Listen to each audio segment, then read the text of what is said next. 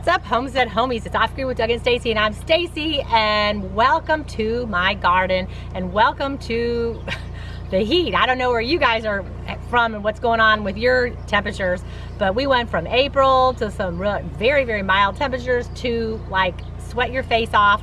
It's boiling, 105 degrees, real feel here. And it's really done a little bit to the garden because everything was going really well. I got my potatoes in, I got my onions in, and everything was growing, everything's doing well and growing. And we were getting some good rain, and then the heat, the month of May was just horrible. And now in June, it's just been even worse.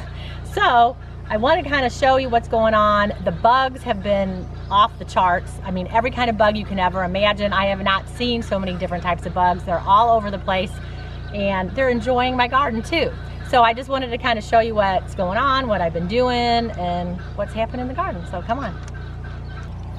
The onions are doing great. They're getting bigger and bigger as I see. So they're flapping over, and I should be harvesting them pretty soon. And then my beets are doing great. I'm really looking forward to making some yummy stuff with my beets. So the beets are doing good. So I'll be harvesting them soon. And then here is the dill, and you guys, if you don't grow dill, I highly recommend it. There's nothing better than fresh dill. It tastes so different. Like a lot of herbs, when you dehydrate, you know, they taste great, like, you know, your basils and oregano, but dill, there's nothing better than fresh dill. And this is a little garden box that we did very late in the season that our grandkids helped put together, and it's rocking. It's doing really good. The zucchini is doing really good. Little pepper plant's taking off. The dill, some lettuce is growing, and the oregano, and then the basil. And if you guys are growing basil, or people have trouble growing basil, basil likes to be together. So don't just plant one plant, plant them in groups. And when you do prune them, and you want them to kind of get fuller, just make sure when you're doing it, see how you have this little guy coming up, and then there's two other leaves here. This is what you want to pinch off here, and then it'll help it bush out more. You don't want to take one leaf at a time. You want to kind of pinch it so it has the other two, and then it'll grow out more. And then that way it'll get bushier. So I started doing those when they were little. I had grown those, you know, little bitty things, and they're doing really well. But they do grow to good together. And the tomatoes doing good, marigold, so, and then there's some lettuce, so it's rocking. So I'm really happy with this one. Potatoes are rocking, they're doing good, they're getting to the end, and so we'll be harvesting them very, very soon too.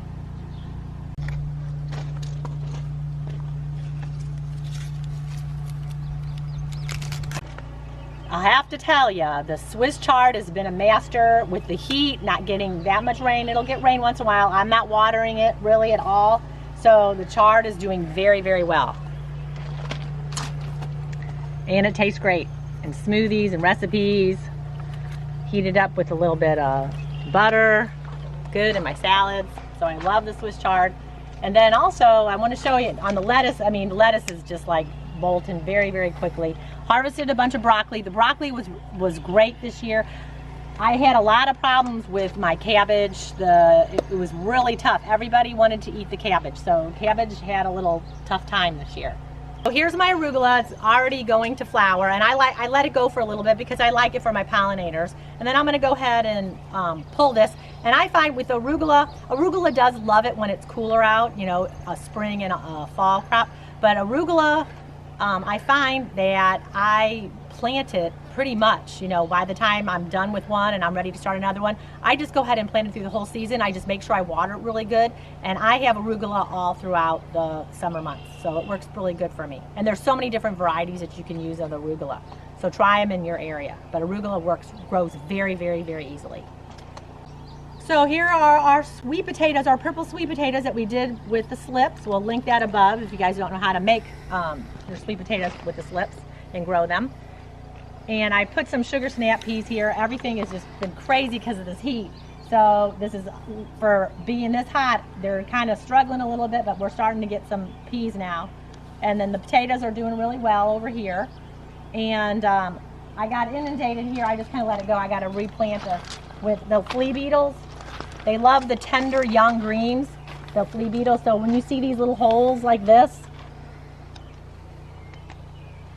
that's what it is, the flea beetles. So sometimes what really helps with the flea beetles is with your dirt, you know, if you just kind of scratch it up a little bit, it kind of will help with a little bit, and I wasn't on that, so it's my fault. But this heat has just been crazy because I'm out here every day.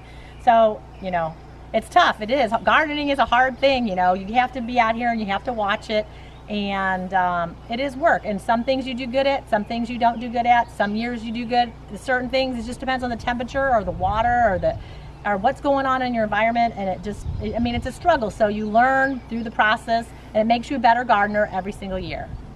So what do you guys think about this monstrosity? Last year, or I guess I had a big giant sunflower, one of the mammoth sunflowers, and some of the seeds had dropped in there. And after I, you know, kind of moved the soil around and all that, and I guess they were, a big hunk of them were together, so it started to grow, and I thought, I'm gonna leave it. So I left it, and it started growing, and I mean, it's amazing. There's so many sunflowers there. So what I did was I planted a cucumber around it, at the bottom of it, and the cucumber plant has started to go up. You can see some of the flowers here, you know, and it's going up. So this is gonna be my trellis for my cucumbers.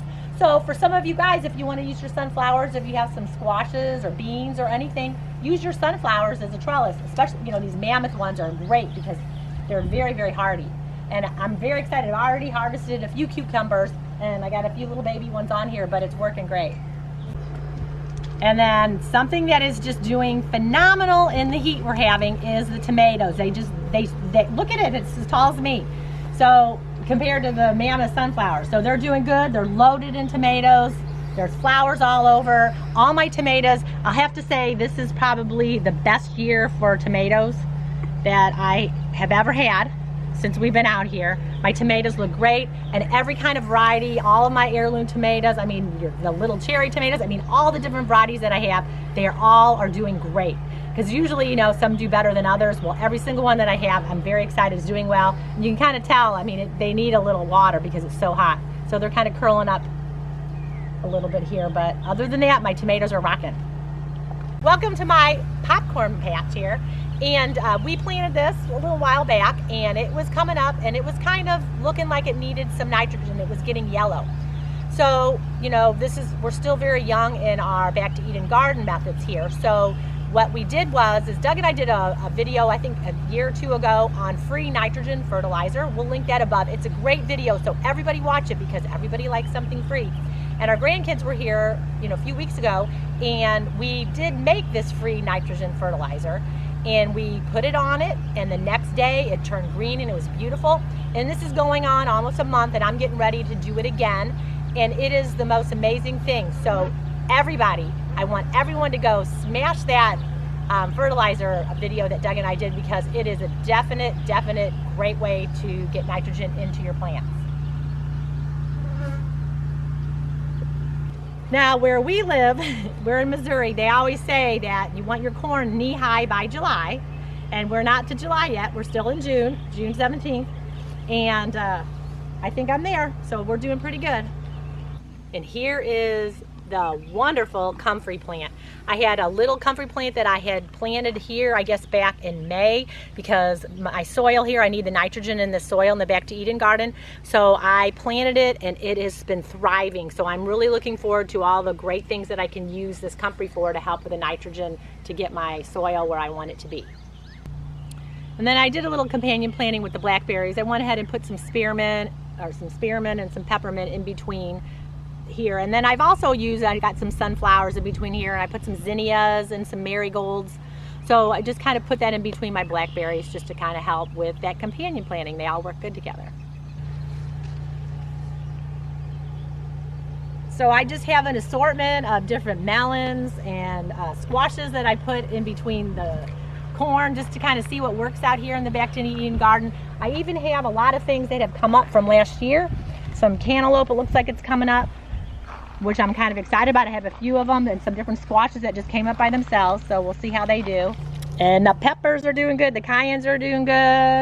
I got some jalapenos coming. They like that heat, so they're doing a marvelous job too so far. So I got some good things going, I got some bad things going, so we'll keep you guys updated when the harvest starts coming in.